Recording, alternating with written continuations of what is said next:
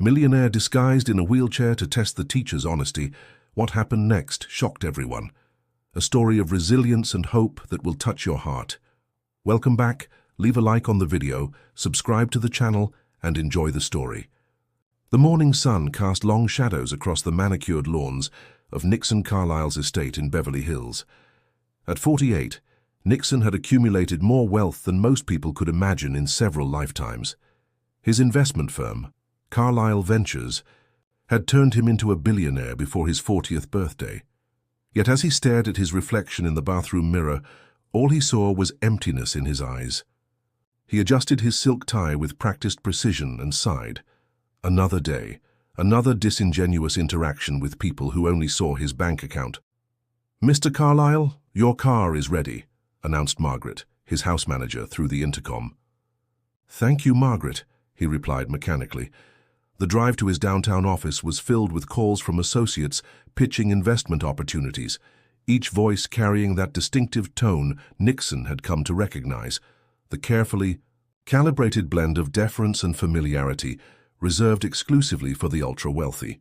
By the time he reached the top floor of the Carlyle Tower, his patience was wearing thin. "Good morning, Mr. Carlyle," chirped his assistant Veronica with practiced enthusiasm. Nixon nodded curtly and continued to his office, where floor-to-ceiling windows offered a panoramic view of the city he practically owned.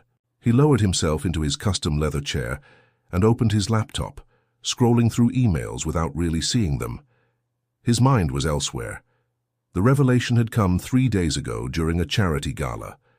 Nixon had overheard his date, model he'd been seeing for 2 months, speaking to a friend in the ladies' room, unaware that he was passing by. "God, he's so boring," she had laughed. "But another month and I might get that investment in my clothing line. Just have to keep pretending I find venture capital fascinating." That conversation had triggered something in Nixon, a realization that had been bubbling beneath the surface for years. Nobody in his life saw him as a person. They saw a resource, a means to an end, a walking checkbook.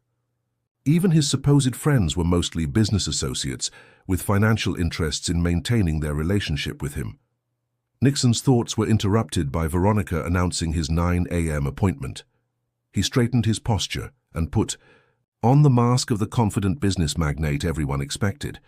But inside, an idea was taking root, one that would either prove his cynicism justified or force him to reconsider everything he thought he knew about human nature. 2 weeks later, Nixon sat in a nondescript apartment in West Side Heights, a middle-class neighborhood across town from his usual haunts. The furnishings were intentionally modest, a far cry from the minimalist luxury of his real home. Most strikingly different was the wheelchair he now sat in, his legs perfectly functional, but carefully immobilized for his elaborate charade. "Everything is set up according to your specifications, sir," said Raymond, his most trusted security advisor. "The cameras are discreet but comprehensive. We have coverage of the entire apartment, and the team will monitor remotely." He handed Nixon a new phone.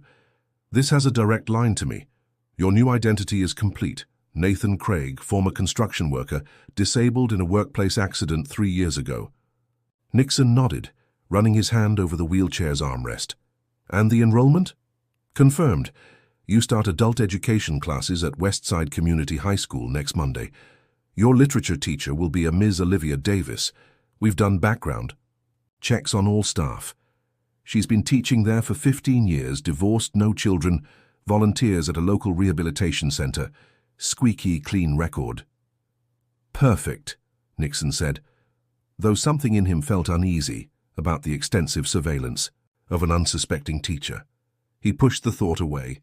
This experiment was necessary. He needed to know if genuine people still existed in a world that had shown him nothing but opportunism and fakery. "Sir, are you certain about this?" Raymond asked hesitantly. 9 months is a long time to maintain such a deception. Nixon's expression hardened. "I've spent decades wondering if anyone would value me without my money. Now I'll find out. For the next school year, Nathan Craig is who I am." Raymond nodded reluctantly. "As you wish, sir. The chair has been customized to your specifications, comfortable, For long-term sitting, you've practiced the transfer techniques. Every day for the past month, Nixon confirmed. I can move from chair to bed to car convincingly. And you remember the backstory? Nixon recited it flawlessly. Construction accident at a high-rise development. 3 years of physical therapy. Insurance settlement enough to live modestly while seeking education for a career change. A life entirely opposite to his own. As Raymond left the apartment, Nixon wheeled himself to the window overlooking the street below. People walked by, hurrying to jobs, schools, appointments, regular lives with regular concerns. For the next 9 months, he would be one of them. Not Nixon Carlyle, the billionaire everyone wanted something from, but Nathan Craig, a man with seemingly nothing to offer. Monday arrived with unexpected nervousness. Nixon, now fully inhabiting his Nathan persona, wheeled himself into Westside Community High School, navigating the ramps with the practiced care of someone still not entirely comfortable with their disability. The school had been retrofitted for accessibility, but barely to legal requirements. The ramps were steep, the doorways just wide enough. Nixon felt a flash of genuine frustration as he struggled with a particularly challenging entryway. "Need a hand with that?" came a warm voice from behind him. Nixon turned to see a woman in her mid-40s carrying a stack of books. She had chestnut hair pulled back in a practical bun, glasses perched on her nose, and wore a simple blouse and skirt that spoke more of comfort than fashion. "I've been complaining about that door for years," she continued, setting down her books and holding it open wider. "The district promises to fix it every budget cycle, but somehow the money always gets reallocated." "Thanks," Nixon said, carefully maintaining his Nathan persona, appreciative but slightly guarded, a man still adjusting to needing help. "I'm Nathan Craig, new student." "Olivia Davis," she replied with a genuine smile. "Literature and composition. Might you be in my 10 a.m. class?" Nixon nodded, finding himself unexpectedly at ease with her straightforward manner. There was none of the excessive sympathy or awkward avoidance he'd prepared himself for. "Well, welcome to Westside. Nathan. Fair warning, I assign actual reading and I expect actual thoughts about it. That scares off about 20% of new students." Her eyes twinkled with good humor. "I think I can handle that," Nixon replied, surprised to find himself smiling. As Ms. Davis walked away, Nixon reminded himself of his purpose. He wasn't here to make friends or enjoy literature classes. He was here to objectively observe human behavior toward someone vulnerable and of modest means. This was an experiment, nothing more. Yet as he entered the classroom later that morning, he couldn't help but notice how Ms. Davis had rearranged the desks, creating a clear pathway for his wheelchair and a space that integrated him into the classroom circle rather than isolating him at the edge. "We were just discussing our first novel," she said as he positioned himself in the space she'd created. "The Great Gatsby, a tale of wealth, illusion, and the dangers of reinvention." She smiled at him. "Perhaps you'd like to share your thoughts when you've had a chance to start reading." Nixon felt a strange twist in his stomach at her choice of words. Wealth, illusion, and the dangers of reinvention indeed. "I'll look forward to it," he replied quietly, wondering if he had made a terrible mistake. The first month of classes passed more quickly than Nixon had anticipated. He found himself genuinely engaged by Ms. Davis's teaching style. She had a gift for making literature relevant, drawing parallels between classic texts and contemporary issues. More surprising was how she managed the classroom dynamics. When 2 younger students had snickered at Nixon's struggle with a door, she hadn't called them out directly. Instead, she'd pivoted the discussion to a passage about empathy in their current reading, making her point without humiliation. After class one evening, Nixon found himself the last student remaining as he gathered his materials. His movements were deliberately slow, part of his act, but also giving him time to observe Miss Davis in unguarded moments. "Nathan, do you have a minute?" she asked, approaching his desk. "Of course," he replied, instantly alert. Was this where she would reveal some agenda? Ask for something? Everyone eventually did. "I noticed you're taking the bus home," she said.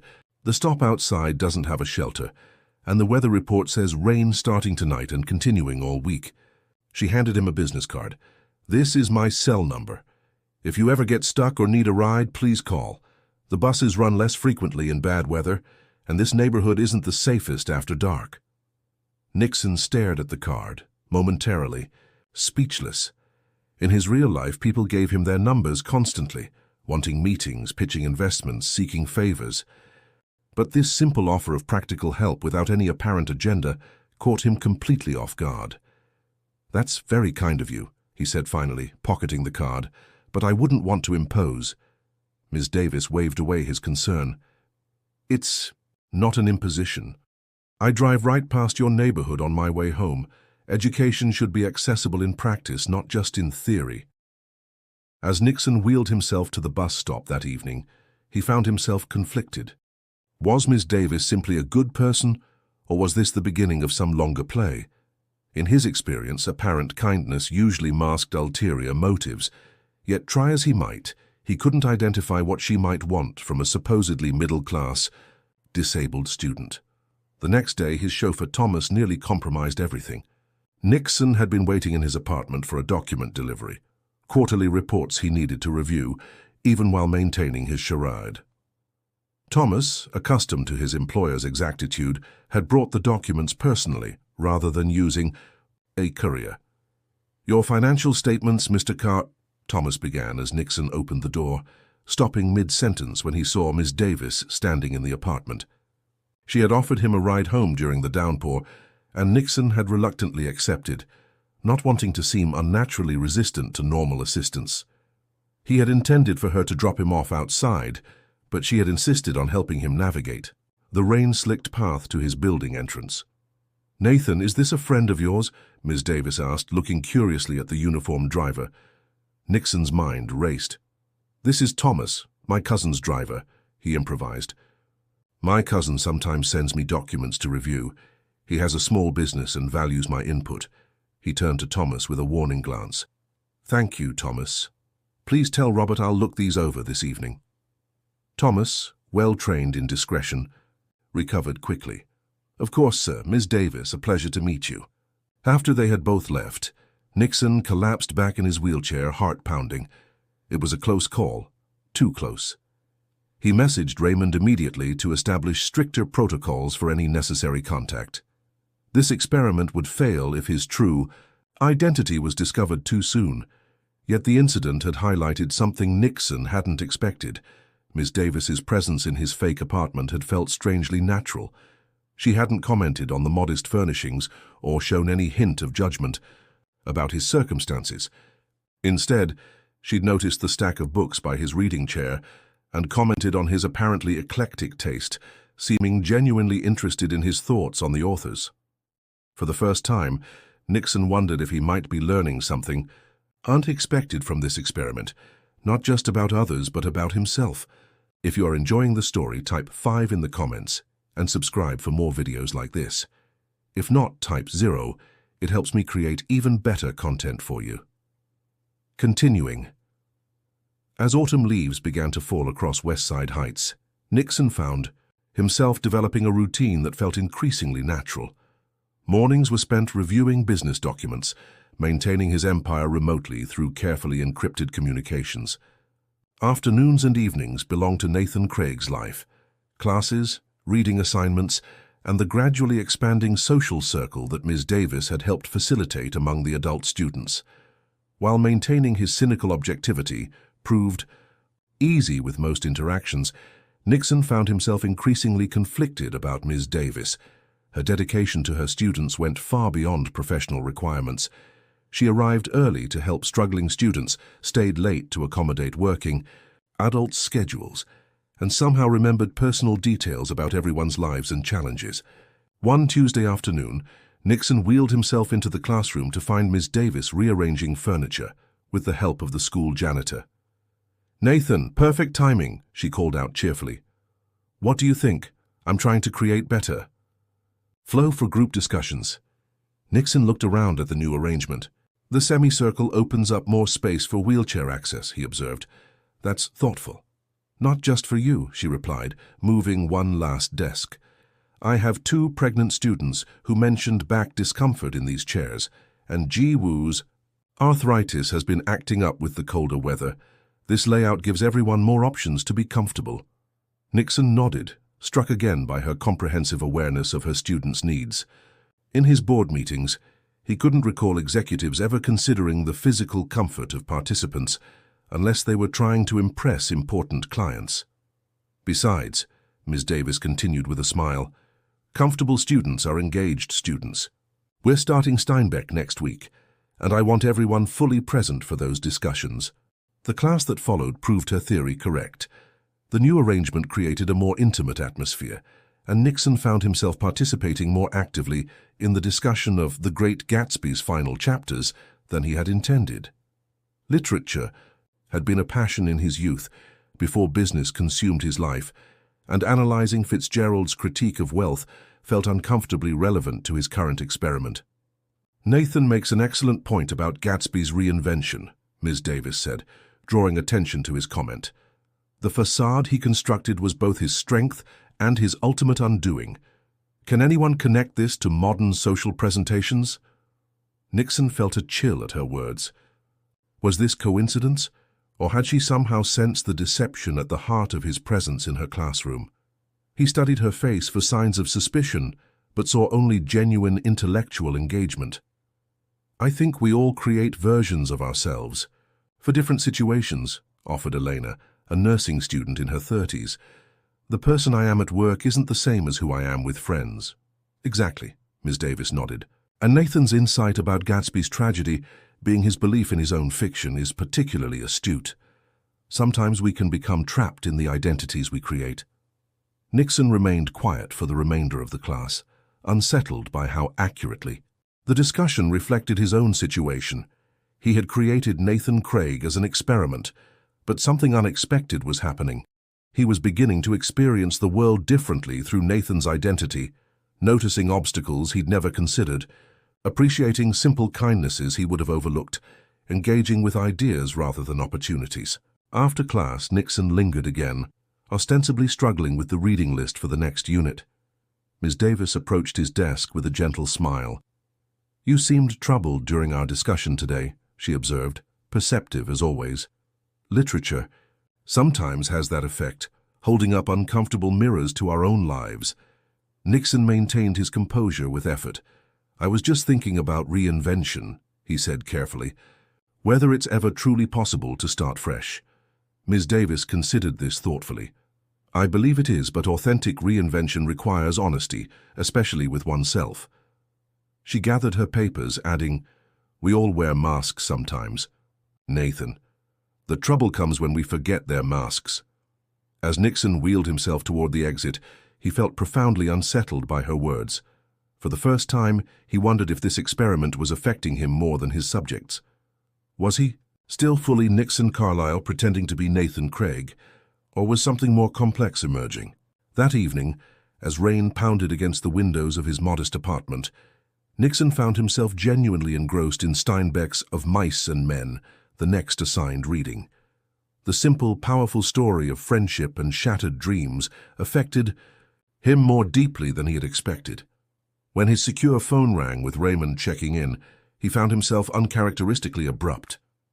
Everything is proceeding as planned, he told his security chief. No need for additional check-ins this week. After hanging up, Nixon wheeled himself to the window, watching raindrops trace patterns on the glass. In the reflection, he could see Nathan Craig looking back at him. The carefully maintained stubble, the less expensive haircut, the non-designer clothes. For a disconcerting moment, he couldn't remember which version of himself was the disguise. When Nixon arrived at class the following week, he was surprised to find Ms. Davis distributing invitations. Literary salon at my house this Saturday, she explained, handing him a simple card with an address and time. Completely optional, but we'll be discussing Steinbeck over food and drinks. Less formal than class, more conversation, less analysis. Nixon hesitated, immediately concerned about maintaining his cover in a social setting. I'm not sure if... I have a ramp installed at my back entrance, she added quietly, from when my mother lived with me during her illness, and I've arranged carpooling if transportation is an issue. Her thoughtfulness in addressing potential obstacles before he could raise them left Nixon without excuses. Thank you, he said finally. I think I'd like that. Saturday found Nixon anxiously preparing for the evening. This would be his first entirely social interaction as Nathan Craig. In his real life, Nixon Carlisle never attended gatherings without a clear business purpose. The idea of socializing purely for enjoyment felt foreign, a realization that momentarily disturbed him. Raymond had insisted on driving him to the event, disguised as a ride-share service. "We need to maintain security." "Protocols, sir," he had insisted. "This expanded interaction increases risk." As they approached Ms. Davis's modest bungalow in a neighboring suburb, Nixon found himself curious about his teacher's personal life. The house was small but well-maintained, with a garden that showed careful attention despite limited resources. "I'll be monitoring." "Remotely," Raymond reminded him as he helped Nixon into his wheelchair. "The tracking device in your watch is active." "This isn't a hostage situation, Raymond," Nixon said irritably. "It's a book discussion." Inside, Nixon discovered a home that perfectly reflected Olivia Davis. Bookshelves lined every available wall, interspersed with student artwork, photographs, and mementos. The furniture was well worn, but arranged for conversation and comfort.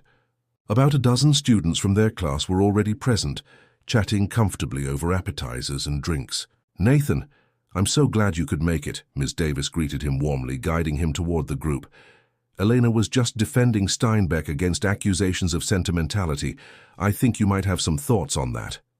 To his surprise, Nixon found himself drawn into a spirited but friendly debate about literary merit and emotional manipulation in storytelling. These were conversations he hadn't had since college, before spreadsheets and profit margins became his primary focus. The evening progressed with good food, better conversation, and a sense of community Nixon had forgotten could exist without ulterior motives. While helping himself to coffee during a break in the discussion, Nixon noticed a wall of photographs he hadn't seen upon entering. Among family pictures and vacation snapshots was something unexpected. Ms. Davis, in corporate attire, accepting an award at what appeared to be a major publishing house. "My previous life," came her voice from beside him, making him start slightly. "I was a senior editor at Meridian Publishing for 8 years." Nixon knew Meridian well. His investment firm had actually considered acquiring it years ago before, deciding against it. "That's quite a career change," he said carefully, wondering why a successful editor would downgrade to a high school teacher's salary. Ms. Davis smiled thoughtfully. "Most people assume I failed somehow, or couldn't. Handle the pressure." She sipped her tea. "The truth is I was on track for executive management. My boss was grooming me as his successor." "Why leave then?" Nixon asked, genuinely curious. "I was preparing to fire an older editor to make room in the budget for new marketing staff. Company policy, nothing personal." Her expression grew distant. "The night before, I visited a classroom to give a talk about publishing careers. The students asked such insightful questions, showed such enthusiasm for literature itself, not just as product but as art.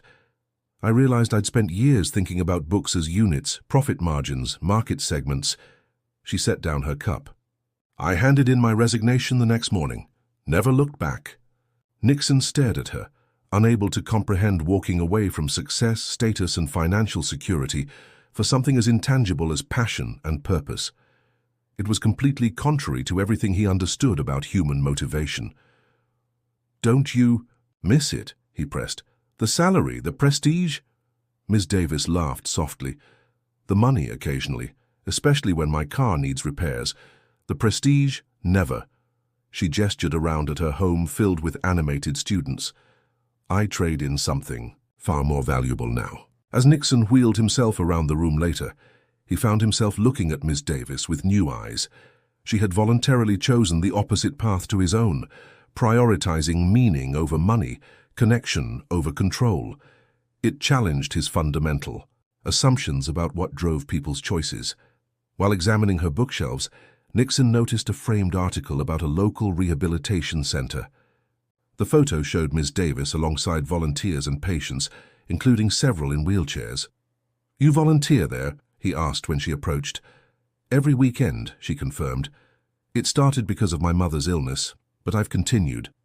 There's something particularly rewarding about helping people through difficult transitions." She looked at him with what seemed like genuine curiosity. "Would you ever consider coming? They always need people who can relate firsthand to the challenges." Nixon felt a wave of shame at his deception. "I'm not sure I'd be helpful," he replied evasively. "My experience is different from most." "All experiences are valuable, Nathan," she said simply. "Think about it." During the drive back to his apartment, Nixon found himself uncharacteristically quiet. Raymond, sensing his mood, refrained from the usual security updates. "She left a high-paying corporate career to teach," Nixon finally said, almost to himself. "Voluntarily." "Ms. Davis?" Raymond asked. "Yes, our background check showed that. Peculiar career trajectory." "Is it, though?" Nixon mused. "She seems happier than anyone I know in corporate leadership." Raymond glanced at his employer in the rearview mirror with concern. "Sir, remember this is an experiment. Objective. Observation is crucial." But as Nixon prepared for bed that night, he found himself questioning which life was really the experiment, his months as Nathan Craig or his decades as Nixon Carlisle. Just as Olivia finished explaining the impact literature could have on societal perspectives, her phone rang with its distinctive tone. The hospital. Everyone in class recognized that sound by now. 3 times this month already, she had received emergency calls about her mother's deteriorating condition. Each time she would apologize, arrange for students to continue their discussion, and rush out, returning next class with the same passionate focus despite the obvious strain. This time, however, her expression shifted from concern to relief as she spoke quietly into the phone. After hanging up, she turned to the class with a smile. "Good news for once," she announced. "My mother's new treatment is showing promising results. The doctor says her cognitive responses have improved significantly." The class erupted in spontaneous applause. Nixon found himself genuinely moved by both the news and the authentic support from the other students. In his corporate world, personal struggles were hidden, viewed as weaknesses or liabilities. Here they were acknowledged as part of the shared human experience. As students began gathering their things at the end of class, Nixon overheard Jerome, one of the younger students, muttering to his friend, "Think Professor Wheelchair will need the deadline extension too? Dude's always got excuses." Nixon pretended not to hear, but felt a familiar coldness spread through him. This was what he had expected all along, the mockery and dismissal behind, a facade of inclusivity. Ms. Davis, however, had excellent hearing. "Jerome," she called, her tone conversational, but with unmistakable steel underneath. "A moment, please." Nixon couldn't hear their quiet conversation, but watched as Jerome's expression shifted from defiance to what appeared to be genuine shame. When Ms. Davis finished speaking, the young man approached Nixon's desk. "Mr. Craig," he said stiffly, "I apologize for my comment. It was inappropriate and disrespectful." Nixon nodded, more interested in whether the apology was genuine or coerced. Jerome continued, seeming to struggle with his words. "My brother came back from military service in a wheelchair last year. I've been angry about it, but that's no excuse for taking it out on you." This unexpected vulnerability caught Nixon off guard. "I'm sorry about your brother," he replied, finding he meant it. "It's an adjustment for everyone." Jerome nodded awkwardly and left. Ms. Davis approached after he'd gone. "I didn't make him apologize," she said quietly, seeming to read Nixon's thoughts. "I just reminded him that empathy isn't optional in my classroom." "It's fine," Nixon said, uncomfortable with the genuine emotion of the exchange. "I've heard worse." Ms. Davis sat on the edge of the desk beside him. "That doesn't make it acceptable." She studied his face. "You know, Nathan, you have this habit of dismissing kindness as if you don't believe you deserve it. I've noticed it since your first day." Nixon froze, unprepared for such direct personal observation. In his real life, people rarely challenged him on anything, let alone his emotional patterns. "I'm just practical," he deflected. "Kindness usually comes with strings attached." "What a lonely way to see the world," she replied, not unkindly. "For what it's worth, not everyone is calculating gain in every interaction." As he left the classroom, Nixon found himself troubled by her assessment. Had he become so cynical that he couldn't recognize genuine concern? Or was Ms. Davis exceptionally skilled at presenting artificial interest? Yet what could she possibly hope to gain from Nathan Craig, a supposedly middle-class disabled student with no apparent connections or resources? The following week brought an unexpected challenge when Westside Community High School hosted a career fair. Local business leaders were invited to speak with adult education students about employment opportunities. Nixon had planned to skip the event entirely. Too many potential business contacts who might recognize him, but Ms. Davis had specifically asked him to attend a panel discussion on workplace accessibility. "Your perspective would be valuable," she had insisted. "The students respect your insights." Nixon reluctantly agreed, planning to position himself in the back of the room and avoid direct interaction with the presenters. His strategy failed almost immediately when he recognized Philip Morris, CEO of a tech company Nixon's firm had recently invested in, among the panelists. Before Nixon could retreat, Morris spotted him. A flash of confusion crossed the CEO's face before his eyes widened in recognition. Nixon gave an almost imperceptible shake of his head, silently pleading for discretion. Morris, fortunately, was quick-witted. When the panel turned to questions of accessibility in tech workplaces, he deliberately engaged Nathan.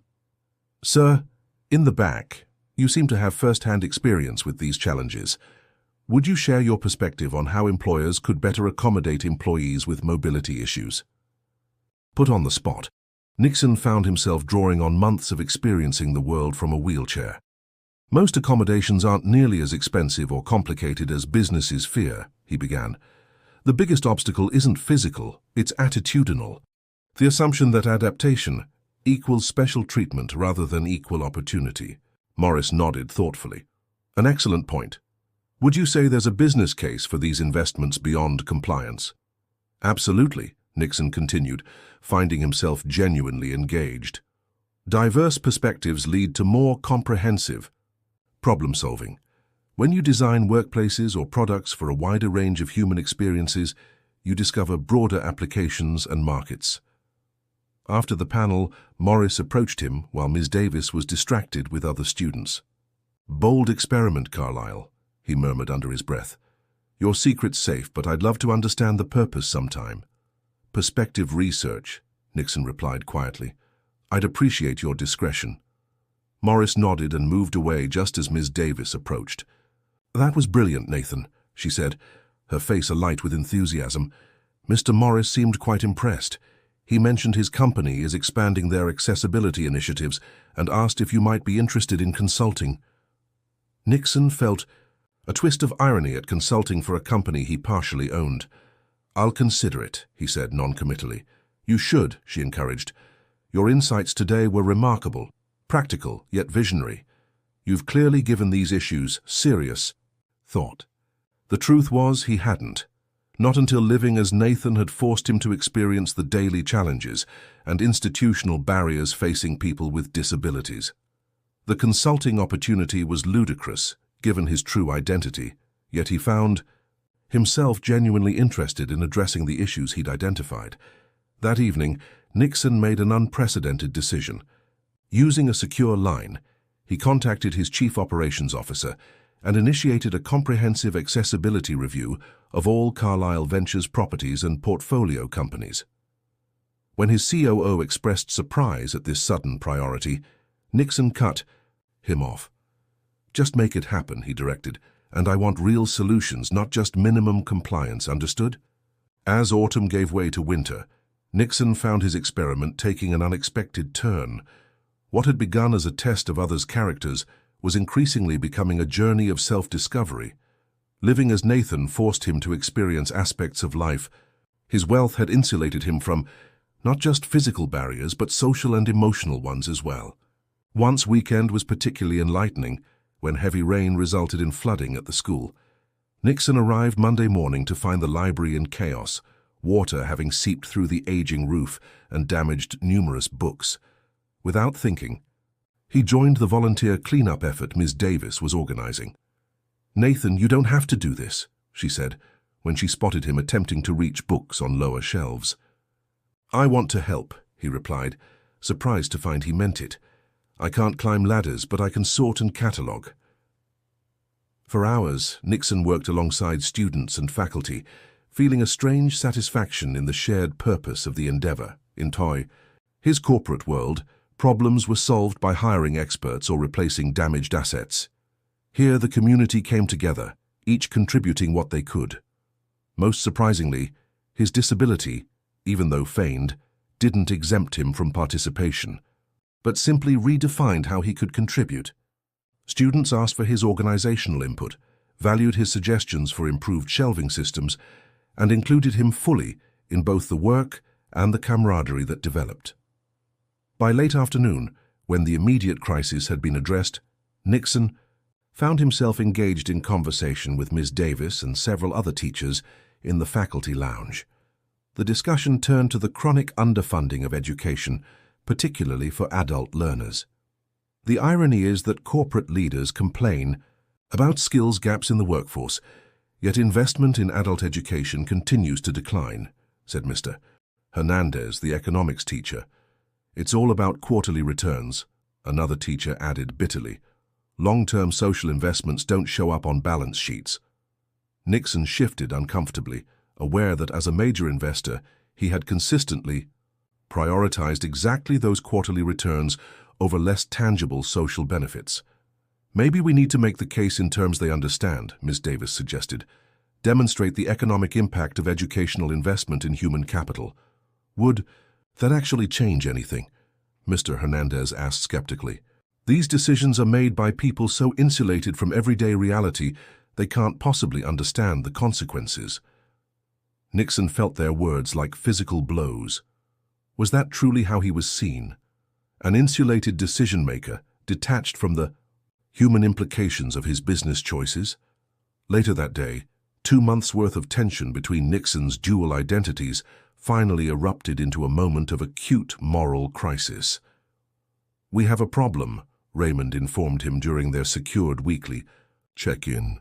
"The rehabilitation center where Ms. Davis volunteers, Westside Recovery, it's on our acquisition list for the medical properties redevelopment."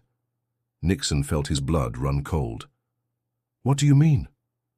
"Carlisle Healthcare Properties has been negotiating to purchase the entire block," Raymond explained. "The plan is to demolish the existing structures for the new specialty surgery center. The board approved it last quarter before your sabbatical." Nixon remembered the approval vaguely, a routine expansion of their healthcare portfolio. He hadn't paid attention to which specific properties would be affected. "And the rehabilitation center?" he asked, already knowing the answer. "They'll receive market value compensation, of course," Raymond replied in his efficient manner, "but they'll need to relocate. Given current real estate prices, they'll likely need to downsize or move to a less accessible location." Nixon thought about Ms. Davis's dedication to the center, the patients she had described with such care and respect. He thought about his own growing awareness of accessibility challenges. The surgery center would be profitable, certainly, but at what cost? "Put the acquisition on hold," he directed. "Sir?" Raymond sounded shocked. "The board has already—" "I said put it on hold," Nixon repeated firmly, "indefinitely. Find alternative locations for the surgery center." After ending the call, Nixon wheeled himself to the window of his modest apartment. For the first time in decades, he had made a significant business decision based not on profit potential, but on human impact. The realization was both unsettling and strangely liberating. The following day, Ms. Davis approached him after class with exciting news. "Nathan, I wanted to tell you personally, the Rehabilitation Center has been nominated for the Mayor's Community Impact Award. If we win, it comes with a substantial grant that could fund our expansion plans." "So that's wonderful," Nixon replied, genuinely pleased yet troubled by his knowledge of how close the center had come to displacement. "The ceremony is next month," she continued enthusiastically. "Would you consider attending as my guest? Many of our patients will be there, and I think you'd find their stories inspiring." Nixon hesitated, knowing such a public event increased his risk of exposure. Yet the genuine excitement in Miss Davis's eyes made refusal difficult. "I'll try to make it," he said cautiously. "Fantastic. The center has been struggling with limited resources for years," Ms. Davis continued, her eyes bright with enthusiasm. "This award could change everything. They're announcing the winners at a gala downtown next month." Nixon nodded, his mind racing with the moral complexity of his situation. Here was Ms. Davis, celebrating a potential lifeline for a center that, unbeknownst to her, his company had nearly demolished for profit. The irony wasn't lost on him. "The ceremony is on the 15th, she added. "I know it might be challenging transportation-wise, but I'd be happy to arrange everything if you'd like to attend." "Thank you," Nixon said, genuinely touched by her thoughtfulness. "I'd like that." As winter deepened, Nixon found his double life increasingly difficult to maintain. Not because of logistical challenges, Raymond and his team handled those efficiently, but because of the growing dissonance between Nathan Craig's experiences and Nixon Carlisle's worldview. One particularly cold January morning, Nixon arrived at class to find Ms. Davis visibly distressed. Her normally immaculate appearance was slightly disheveled, and dark circles shadowed her eyes. "Is everything all right?" he asked as students filed out after the session. She attempted a smile that didn't reach her eyes. "Car trouble, nothing serious." Nixon waited, sensing there was more to the story. After a moment, she sighed. "My car finally gave up the ghost. 15 years was a good run, I suppose. Unfortunately, it's horrible timing with my mother's medical bills piling up." "Can it be repaired?" Nixon asked, fighting the impulse to simply offer to buy her a new vehicle, something Nixon Carlisle could do without thought, but Nathan Craig could never afford. She shook her head. The mechanic was quite clear that further repairs would exceed its value. "I'm looking at used options, but in the meantime, I'm afraid I'll have to cut back on my volunteer hours at the rehabilitation center. The bus routes don't align with their weekend schedule." Nixon felt a pang of genuine distress at her predicament. In his real life, he had never considered how transportation limitations could impact someone's ability to contribute to their community. The cascading effects of financial constraint were becoming increasingly real to him. "I'm sorry to hear that," he said, wishing he could do more. "The center relies on you." "They'll manage," she said, with forced brightness. "Everyone has challenges. Mine are minor compared to many. How are you finding Tolstoy, by the way? Too dense for casual reading?" Her deliberate change of subject struck Nixon powerfully. Even in her own difficulties, she redirected attention to her students' needs. This selflessness was so foreign to his usual experience that he found himself momentarily speechless. Later that evening, Nixon made another unprecedented decision. Using encrypted channels, he arranged for an anonymous donation to the rehabilitation center, specifically earmarked for volunteer transportation support. It wouldn't solve Ms. Davis's car problem directly, but it would provide rideshare credits for center volunteers, allowing her to continue her work without financial strain. When she announced the mysterious donation in class the following week, her joy was palpable. "It's extraordinary," she told the students excitedly. "The donor specifically requested that the funds help volunteers with transportation challenges. It's as if they knew exactly what we needed most." Nixon kept his expression neutral, even as he experienced an unfamiliar warmth at seeing the positive impact of his contribution. Throughout his career, he had made countless charitable donations, always strategic, always public, always with tax advantages and publicity in mind. This anonymous gift, directly addressing a specific need he had personally witnessed, felt entirely different. As January melted into February, Nixon realized with some surprise that he had passed the halfway point of his experiment. What had begun as a cynical test of human nature had evolved into something far more complex. He found himself genuinely engaged in his literature classes, forming authentic connections with fellow students and, most disturbingly to his carefully constructed worldview, developing genuine respect and affection for Ms. Davis. Their discussions had gradually expanded beyond literature to philosophy, politics, and personal values. Nixon was careful to maintain his Nathan persona, but increasingly, found his actual opinions and experiences seeping into their conversations. There was something liberating about being valued for his mind rather than his money, his insights rather than his influence. One evening, as they discussed Anna Karenina after class, Miss Davis made an observation that struck uncomfortably close to home. "What I find most tragic about Karenin isn't his wife's betrayal," she said thoughtfully, "but his inability to see people as anything but reflections of his own interests. He's so concerned with appearances and social position that he misses the genuine human connections that might have saved him." Nixon felt a chill of recognition.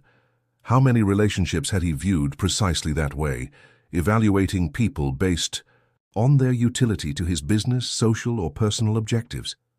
Perhaps he never learned how to form those connections, Nixon suggested, thinking aloud.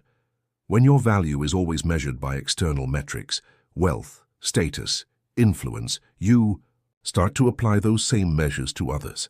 Miss Davis looked at him with unexpected intensity. "That's remarkably insightful, Nathan. Have you considered pursuing literature analysis professionally? You have a gift for getting to the psychological core of characters." Nixon looked away, uncomfortable with her genuine admiration for abilities he'd long neglected. "Just personal experience," he murmured, "seeing how differently people treat you when your circumstances change." She nodded thoughtfully. "The blessing and curse of adversity. It shows you who people truly are." After a moment she added, "Including yourself." That evening, Nixon found himself unable to focus on the quarterly reports Raymond had delivered. Davis's words echoed in his mind. "Adversity reveals who people truly are, including yourself." What was this experiment revealing about him? He had begun it to test others, certain that his cynical worldview would be confirmed. Instead, he was discovering aspects of himself long buried under spreadsheets and acquisitions. His genuine enjoyment of literary analysis. His capacity for empathy when directly confronted with others' challenges. His ability to find satisfaction in simple human connections free from financial agendas. Most disturbing was the realization that he had been wrong about Miss Davis from the beginning. Despite months of close observation, he had found not a single instance where her kindness was performative or her interest insincere. She genuinely cared about her students, her community, and the impact of her work, not for recognition or reward, but because she valued human connection above material success. The contrast with his own life choices was becoming increasingly difficult to ignore. The crisis point arrived unexpectedly in early March. Nixon wheeled himself into class to find an unfamiliar tension in the air. Students were gathered in small groups, conversing in hushed tones. Miss Davis was nowhere to be seen. "What's happening?" he asked Elena, who had become something of a friend over the months. Her expression was troubled. "Miss Davis's mother passed away yesterday. The administration just told us they're bringing in a substitute for the rest of the week." Nixon felt a genuine pang of sorrow. Miss Davis had spoken of her mother often, her declining health, but also the wisdom and resilience she had instilled in her daughter. "That's terrible news," he said quietly. "Is there anything the class is doing for her?" "We're organizing a meal train and collecting for flowers," Elena replied. "Marisol is coordinating if you want to contribute." Nixon did contribute, as Nathan Craig, the modest sum appropriate to his supposed circumstances. But later that evening, as Nixon Carlyle, he made a substantial anonymous donation to the Alzheimer's Research Foundation. Ms. Davis had mentioned supporting in her mother's honor. The following week, Ms. Davis returned to class. Her grief was visible beneath her professional demeanor, but so was her determination to continue the work she loved. After dismissing the students, she approached Nixon's desk. "Nathan, I wanted to thank you for your kind note. It meant a great deal to me." Nixon had indeed sent a handwritten condolence card, something he would never have done in his real life, where assistants handled such personal matters. He had spent an hour crafting the message, drawing on their shared literary references to express genuine sympathy. "I know what it's like to lose someone who shaped your whole worldview," he said quietly, thinking of his own father, whose ruthless business acumen had both made and marred him. "The loss isn't just personal, It's philosophical. Ms. Davis looked at him with a sad smile. Exactly. Mother was my moral compass in many ways. Her values guided my biggest life decisions. She paused, then added, including leaving publishing for teaching. You never regretted that choice? Nixon asked, the question suddenly feeling critically important to his own internal struggle. Not once, she said without hesitation. Mother helped me see that a successful life isn't measured by titles or bank accounts, but by positive impact on others. When I was considering the career change, she asked me a simple question. At the end of your life, which role will have given you stories worth telling? The question hit Nixon with unexpected force. What stories would he have worth telling? At the end of his life? Acquisitions, market manipulations, strategic investments, or something more fundamentally human? As March progressed, Nixon found himself increasingly torn between his two identities.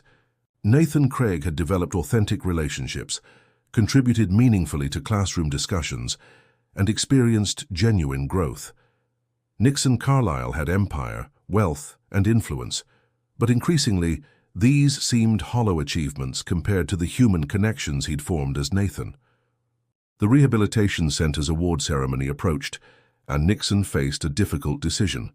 Attending as Nathan Craig meant risking exposure in a public setting with media presence. Not attending meant disappointing Ms. Davis, who had specifically asked him to accompany her. 2 days before the event, she approached him after class with obvious hesitation. Nathan, I hate to ask this, but I need a rather significant favor. She looked genuinely uncomfortable.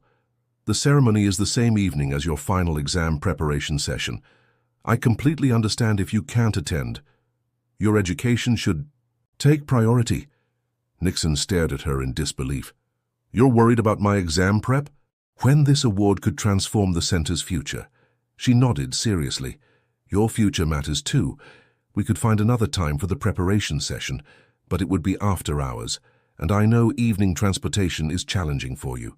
The depth of her consideration, prioritizing his needs even at potential cost to something deeply important to her, left Nixon momentarily speechless. In his world of ruthless self-interest, such genuine selflessness was nearly incomprehensible. The ceremony is more important, he said firmly. We'll figure out the exam preparation. Her relief was visible. Thank you. Say it means a great deal to have someone from our West Side community there. The patients are excited too. They remember your visit last month. Nixon had indeed visited the center recently, finding himself unexpectedly moved by the determination and resilience of the patients working through physical rehabilitation. His experience navigating the world in a wheelchair, though artificial, had given him unique insight into their challenges. Several had thanked him for suggestions on adaptive techniques. The night of the ceremony arrived with unexpected nervousness on Nixon's part. Raymond had argued strenuously against his attendance, citing security concerns and exposure risks. The experiment is compromised if you're recognized, he had insisted. The experiment is evolving, Nixon had replied cryptically, unwilling to articulate how his objectives had shifted even to himself. Ms. Davis arrived to pick him up in her newly acquired used car, a modest sedan she'd spoken of with disproportionate pride. Nixon had found her genuine appreciation for this basic transportation quietly humbling, considering the collection of luxury vehicles gathering dust in his own garage. You look very distinguished, she commented, as he wheeled himself toward her car. Nixon had dressed carefully in Nathan's best clothes, still far below his usual sartorial standards, but respectable. As do you, he replied truthfully. She wore a simple but elegant dress, her hair arranged more formally than her usual practical style. Without her usual stack of books and lesson plans, she carried herself with a different kind of confidence. Still, the dedicated teacher he'd come to know, but with layers he was still discovering. The ceremony was held at City Hall, a venue Nixon usually entered through private access points, for meetings with officials his company had supported financially. Entering through the main doors as Nathan Craig, being guided to the accessibility ramp by helpful staff, felt surreally different. Inside, Nixon maintained a careful position near the back of the event space, concerned about potential recognition. His worries proved largely unfounded, as the crowd consisted primarily of community organizations and small business supporters rather than the corporate elite he typically encountered. The mayor's speech about community impact was surprisingly moving, clearly genuine rather than the political posturing Nixon had expected. When Westside Rehabilitation Center was announced as the winner of the major grant, the room erupted in authentic celebration. Nixon watched as Ms. Davis hugged her colleagues from the center, her joy unrestrained. When she took the microphone to accept on behalf of the organization, her words carried a passionate conviction that resonated throughout the hall.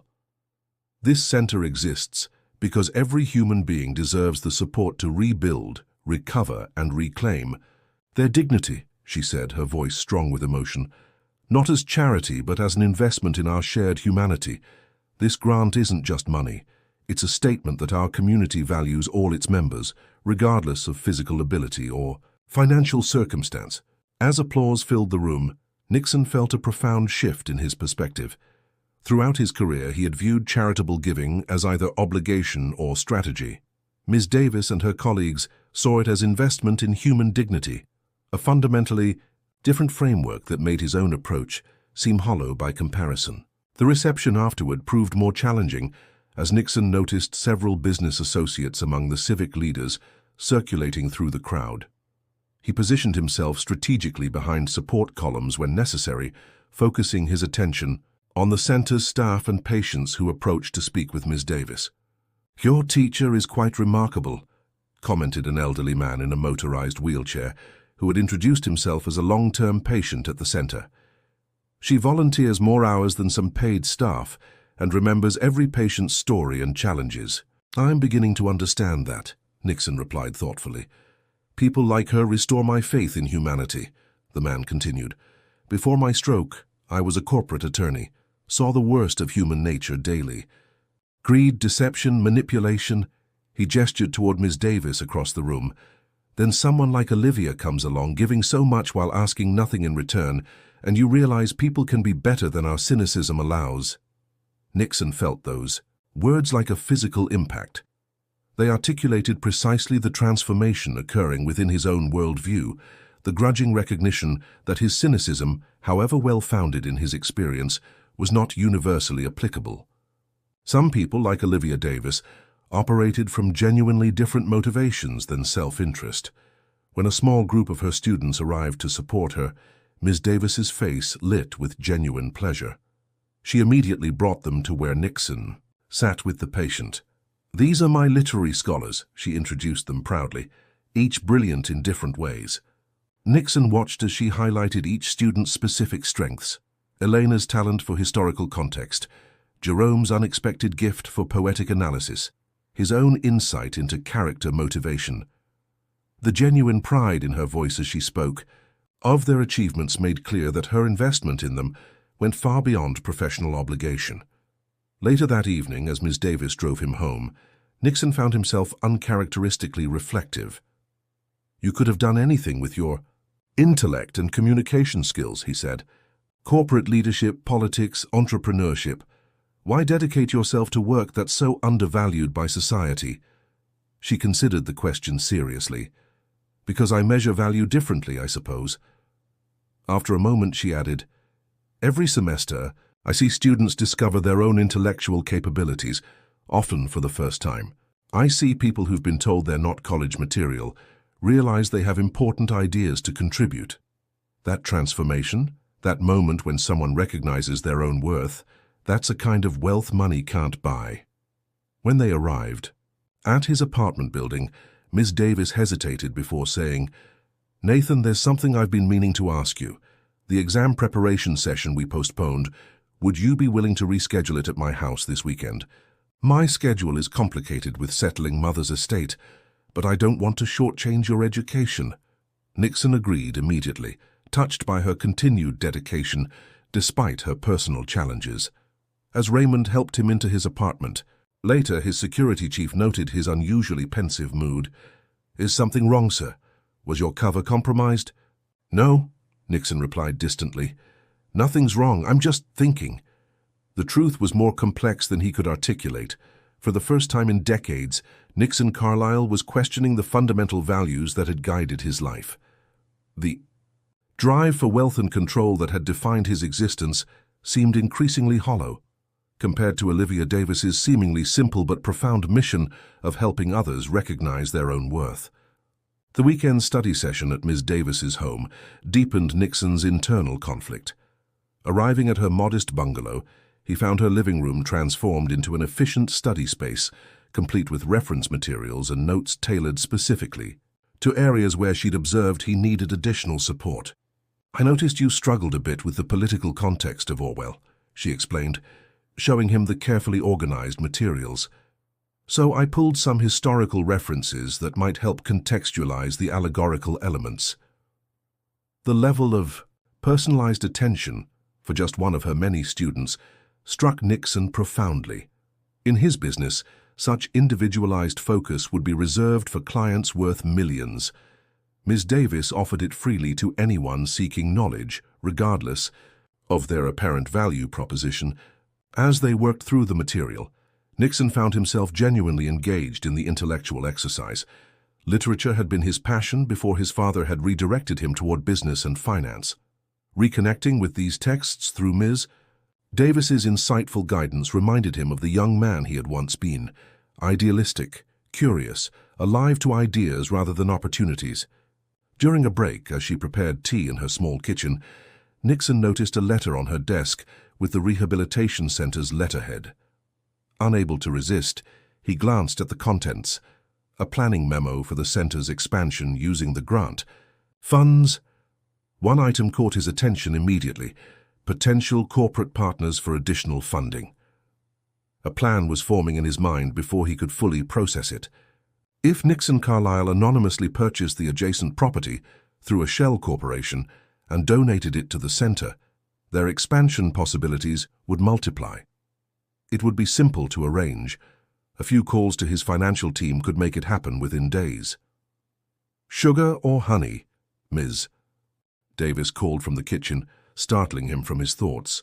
"Honey, please," he replied, wheeling away from the desk and contemplating the strange impulse that had seized him. When had Nixon Carlyle, ruthlessly pragmatic businessman, become someone who plotted anonymous property donations to rehabilitation centers? As they resumed their study session, Ms. Davis noticed his distraction. "Everything all right, Nathan? You seem miles away." "Just thinking about how people change," he said truthfully. "How experiences reshape our priorities." She nodded thoughtfully. "That's the power of literature, isn't it? Exposing us to perspectives and experiences beyond our own, expanding our capacity for understanding." "Not just literature," Nixon replied. "Real interactions too, meeting people whose values challenge our own." Ms. Davis smiled. "Like your contributions to our class discussions have challenged others, your perspective as someone navigating physical barriers has been eye-opening for many students." The irony of her statement wasn't lost on Nixon. His assumed disability, intended as a tool for testing others, had indeed provided perspective, but not in the way he'd expected. Instead of confirming his cynicism about human nature, it had forced him to experience vulnerability, interdependence, and the genuine kindness of people like Olivia Davis who offered help without agenda. Have you ever known someone who changed your perspective on what truly matters in life? If you've experienced a transformative relationship like this, or know someone who has, I'd love to hear about it in the comments. Spring arrived in Westside, Heights with an explosion of cherry blossoms and renewed energy. Nixon found himself approaching the final months of his experiment with increasingly conflicted feelings. The end of the school year would mean the end of Nathan Craig, an identity he had created as a cynical test, but which had evolved into something unexpectedly authentic. More concerning was his growing reluctance to return to being solely Nixon Carlyle. The ruthless efficiency, emotional distance, and transactional relationships that had defined his business success now felt strangely hollow compared to the genuine connections he'd formed as Nathan. The class had begun their final literature unit, a selection of contemporary works addressing social transformation. Nixon found himself particularly moved by a novel about a corporate executive who experiences poverty firsthand, recognizing uncomfortable parallels to his own situation. What do you think the author is suggesting about the relationship between empathy and experience? Ms. Davis asked during one animated discussion. Can we truly understand challenges we haven't personally faced?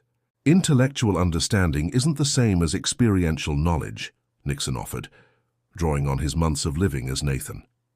You can study accessibility regulations and understand them conceptually, but until you've navigated public spaces, in a wheelchair you miss countless subtle barriers. Ms. Davis nodded encouragingly. Excellent point. How might that apply beyond physical disabilities? Economic disparities, Elena suggested. My supervisor talks about just budgeting.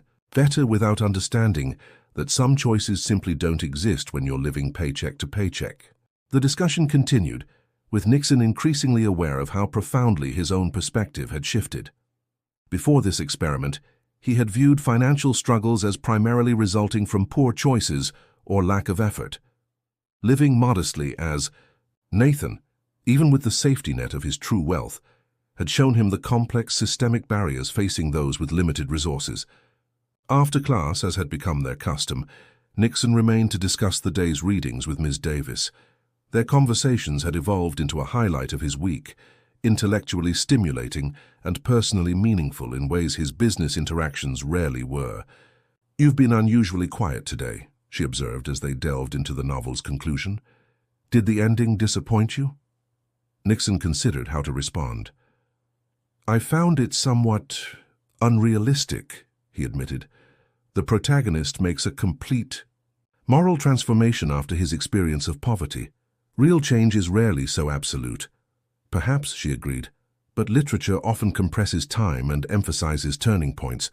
Real transformation might be more gradual, with backsliding and struggle, but no less profound for its complexity.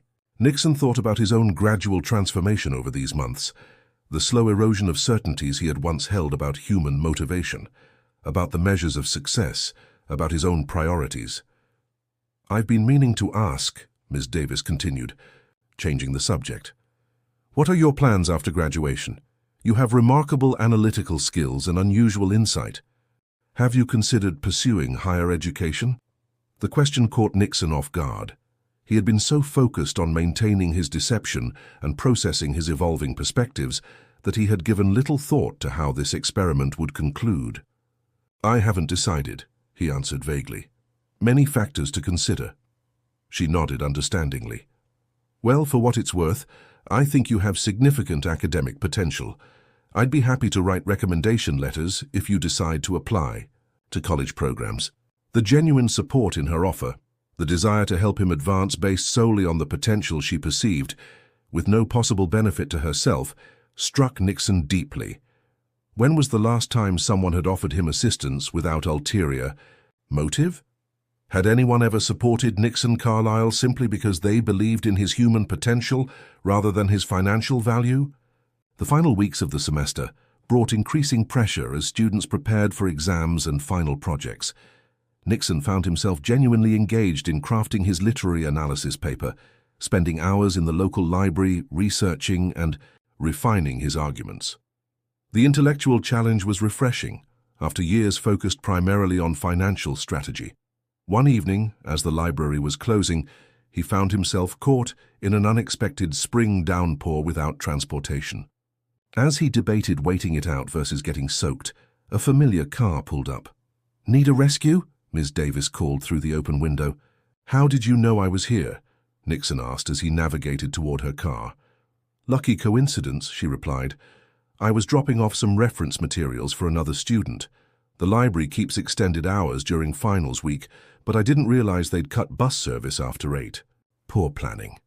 As she helped him into the passenger seat and stored his wheelchair in the trunk, Nixon was struck again by her matter-of-fact assistance, neither uncomfortable with his needs nor overly solicitous, just pragmatically helpful. During the drive, conversation turned to his paper topic, the tension between individual ambition and social responsibility in modern literature. I'm arguing that our cultural glorification of success ignores the reality that most significant achievement requires community support, Nixon explained, aware of the irony given his own self-made mythology. The self-made narrative is largely fictional. Ms. Davis glanced at him with interest. That's a compelling thesis. Are you challenging the concept of meritocracy? Not entirely, Nixon clarified. Individual effort and talent matter enormously, but the playing field isn't level, and success often depends as much on privilege and support systems as on merit. He was articulating realizations that had crystallized during his months as Nathan, insights that would have been unthinkable to Nixon Carlyle a year earlier. The billionaire who had prided himself on building his empire single-handedly now recognized the invisible infrastructure of privilege that had supported his rise. That's a perspective I'd love to see developed further, Ms. Davis said thoughtfully.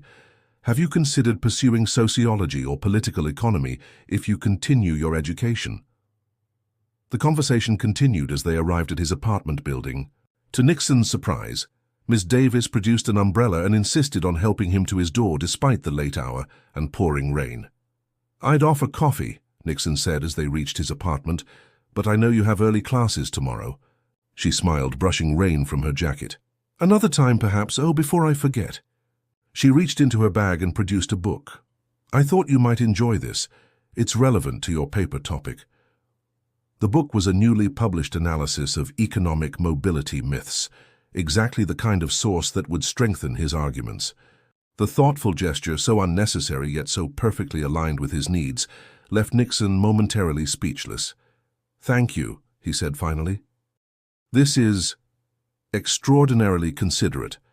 That's what teachers do, Nathan, she replied simply. We notice what our students need and try to provide it when we can.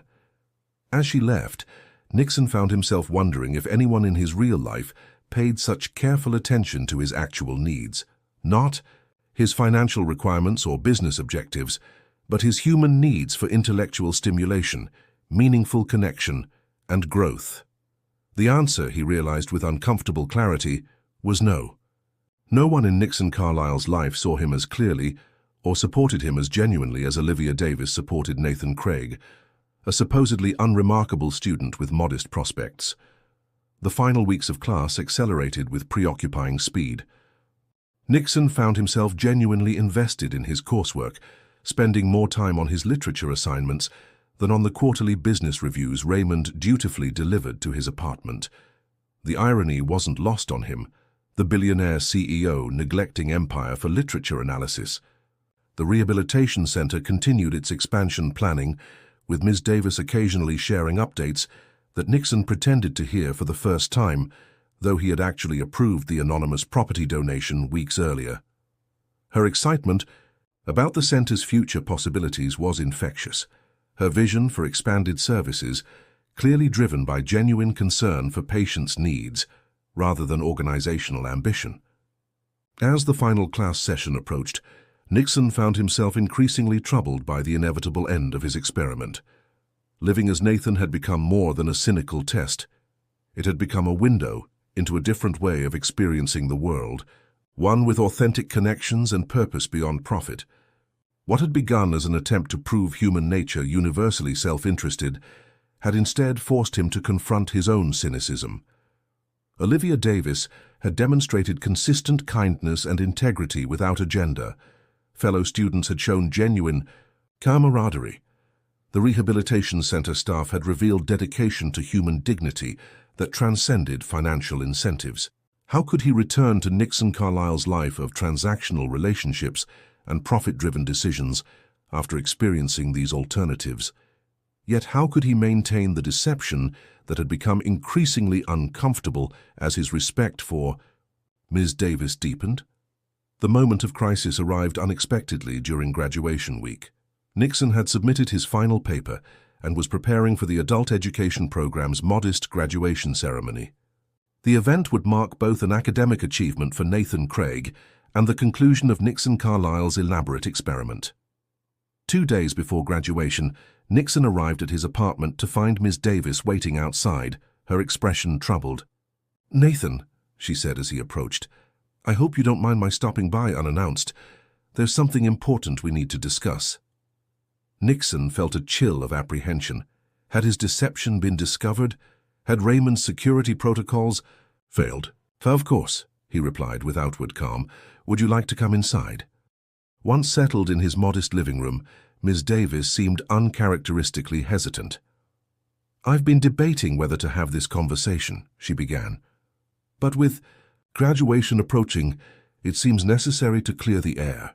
Nixon braced himself, maintaining his carefully constructed persona with effort. "I know who you are," she said simply. The words hung in the air between them. Nixon considered potential responses: denial, evasion, partial admission, but found himself unexpectedly relieved at the prospect of honesty. "How long have you known?" he asked quietly. "Since October," she replied. The business magazine in the school library had a feature on America's most innovative CEOs. "Your disguise is quite good, but not perfect to someone who pays attention to details." Nixon sat in stunned silence. For months, she had known his true identity, yet continued treating him exactly as she treated all her students, with genuine interest, respect, and support. "You never said anything," he observed, trying to process this revelation. "It wasn't my place," she replied simply. "People have their reasons for the paths they choose. I assumed you had yours." The months of deception he had maintained, the elaborate experiment, the surveillance, the fabricated backstory, all suddenly seemed childish and unnecessary in the face of her straightforward acceptance.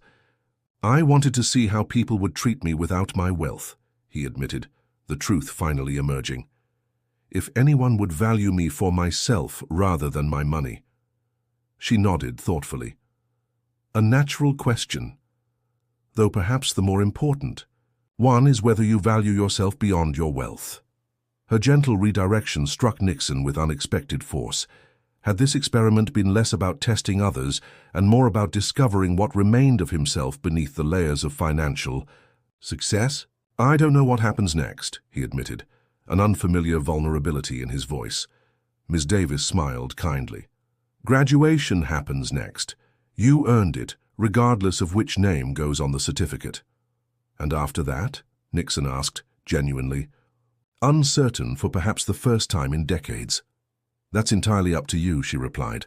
"But I hope whatever path you choose allows you to use all the capabilities I've observed these past months. Your analytical mind, your growing empathy, your willingness to reconsider established perspectives." She rose to leave, but turned back at the door. "For what it's worth, Nathan Craig has made valuable contributions to our classroom community. But I suspect Nixon Carlisle has the capacity to make even more significant contributions to the wider world, if he chooses to apply the insights from this experience." After she left, Nixon sat motionless in his wheelchair, confronting the full implications of her words. She had recognized him months ago, yet chosen to respect his apparent need for anonymity. She had continued treating him as a student with potential, rather than a billionaire with power. She had seen through his deception, yet engaged with the authentic person beneath it. In that moment, something shifted irrevocably within Nixon Carlisle. The cynicism that had driven him to this elaborate test crumbled in the face of Olivia Davis's simple integrity. She had not only passed his test of human nature, she had fundamentally challenged its premise. The day of graduation arrived with unexpected emotional weight. Nixon dressed carefully in clothing appropriate for Nathan Craig, knowing it would be the last time he inhabited this identity. Raymond waited discreetly nearby, ready to help him transition back to his real life after the ceremony. "Are you prepared for re-entry, sir?" Raymond asked as he helped Nixon into the wheelchair. "Your executive team has scheduled a welcome back meeting tomorrow morning." Nixon nodded distractedly, his mind elsewhere. The business empire that had once been his singular focus now seemed like only one dimension of a life that could encompass much more. The graduation ceremony was modest but meaningful, held in the school gymnasium with family and friends of the adult students in attendance. Nixon watched as his classmates received their certificates, many becoming emotional at reaching milestones that had once seemed unattainable. When Nathan Craig was called, Nixon wheeled himself to the small stage. Ms. Davis stood there with his certificate, her expression warm with genuine pride in her students' achievements. "Congratulations, Nathan," she said as she handed him the document. "Your final paper was exceptional." "I had an exceptional teacher," he replied, meaning it sincerely. As Nixon returned to his place, he found himself unexpectedly moved by the simple ceremony. These graduates had overcome significant obstacles: financial constraints, family responsibilities, learning disabilities, language barriers, to achieve their educational goals. Their determination and resilience suddenly seemed more impressive than many of the corporate successes he had witnessed. After the ceremony, as students and families mingled at a modest reception, Nixon approached Ms. Davis for what he knew would be their final conversation in this context. "I wanted to thank you," he said, struggling to articulate the profound impact she had made. "Not just for the education, but for seeing me, the real me, beneath both the wealth and the pretended disability." She smiled warmly.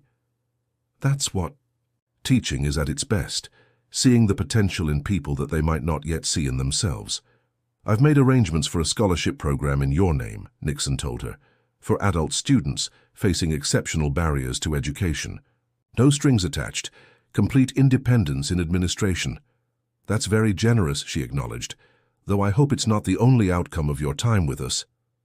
Nixon understood her meaning immediately. Financial contributions, however, substantial, would be an incomplete response to the insights he had gained. The greater challenge was integrating these new perspectives into his approach to business, wealth, and human connection. "It's not," he assured her. "I'm rethinking many aspects of how I operate, personally and professionally." "I'm glad to hear it," she replied. "The world needs more leaders who understand both prosperity and purpose." She glanced at her watch. "I should check on the other graduates. Will you be all right?" "I will," Nixon said with newfound certainty. "Thank you, Olivia, for everything." As she moved away to attend to other students, Nixon remained briefly in his wheelchair, conscious that these were his final moments as Nathan Craig. In minutes, he would leave with Raymond, return to his mansion, and resume his identity as Nixon Carlyle. Yet he knew with absolute clarity that he could not be the same person who had begun this experiment 9 months ago. With quiet determination, Nixon wheeled himself toward the exit where Raymond waited. Outside, away from curious eyes, his security chief helped him stand from the wheelchair he no longer needed. "Home, sir?" Raymond asked as they approached the waiting car. Nixon looked back at the school building thoughtfully. "Yes," he said, "but with a few stops along the way." In the months that followed, business publications noted significant changes at Carlyle Ventures. The famously cutthroat investment firm began prioritizing ethical business practices in its portfolio companies, establishing industry-leading accessibility standards across all properties, and launching a foundation focused on adult education and workforce development. More puzzling to business analysts was Nixon Carlyle himself. The once reclusive CEO began regularly visiting operational sites, engaging directly with employees across all levels, and forming partnerships with community organizations his company had previously ignored. Most shocking was his appearance at a rehabilitation center groundbreaking ceremony, where he announced a comprehensive initiative to improve accessibility and vocational training for people with disabilities. "Our success means nothing if it doesn't create opportunity for everyone," he told the surprised crowd, making eye contact with a certain literature teacher standing quietly in the back. Rumors circulated about what had caused such a dramatic shift in the billionaire's priorities. Some speculated a health scare, others a religious conversion. Only Olivia Davis knew the truth, that Nixon Carlyle had discovered something more valuable than wealth, the capacity to see and be seen as authentically human. 6 months after graduation, Nixon returned to Westside Community High School for the unveiling of a new adult education center funded by his foundation. As he walked on his own 2 legs through the building designed with comprehensive accessibility features, he found Olivia Davis setting up her classroom for the new semester. "Professor Davis," he greeted her with a genuine smile. "The place looks wonderful." "Mr. Carlyle," she replied warmly, "it certainly does. Though I miss having you in class discussions. Your perspective was uniquely valuable." I've been thinking about that, Nixon said, surprising himself with the direction his thoughts had taken. The school board mentioned they're seeking adjunct instructors for the business program. I thought I might offer a course on ethical entrepreneurship. Olivia's eyes widened in surprise before her expression shifted to one of thoughtful approval. Students would benefit tremendously from your experience, both professional and personal. I had an excellent teaching model, he replied sincerely.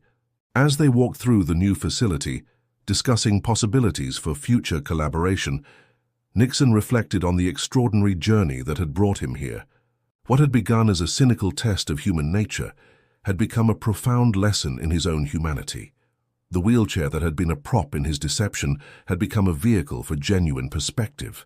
The identity he had created as a disguise had revealed aspects of himself long buried under the weight of wealth and power. Most importantly, he had discovered through Olivia Davis's example that true wealth lay not in financial assets, but in genuine human connection, in seeing others clearly and allowing oneself to be truly seen. So, Olivia asked as they reached the building's entrance, will Nixon Carlisle be teaching that course, or does Nathan Craig make a return? Nixon laughed, a genuine, unguarded sound that would have been unimaginable a year earlier. I think it's time for an integration of both, he replied. The business acumen of Nixon with the human perspective of Nathan. I think that's an excellent combination, she agreed with a smile. Though I have one condition if you're going to join our faculty. What's that? He asked curiously. Staff meetings include potluck dinners, she said with mock seriousness. I expect you to contribute something homemade, not catered. Nixon groaned dramatically. You drive a hard bargain, Professor Davis, but I accept the challenge. As they parted ways, Nixon walked to his waiting car with a lightness he hadn't felt in decades. The experiment that had begun with distrust had ended with a profound discovery. That genuine connection was possible, that people like Olivia Davis existed who valued humans for their essence, rather than their assets, and that he himself was capable of change more substantial than he had ever imagined.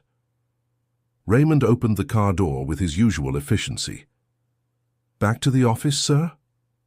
Nixon paused, looking back at the school building thoughtfully. No, he decided. Let's stop by that cooking school downtown. Apparently I need to learn how to make something for a potluck. Raymond's carefully neutral expression cracked slightly. A potluck, sir? Indeed, Nixon replied with a smile. It seems my education is just beginning. Congratulations. Type 9 in the comments so that I know you stayed until the end with me. Thank you for watching, and until tomorrow's story on this same channel.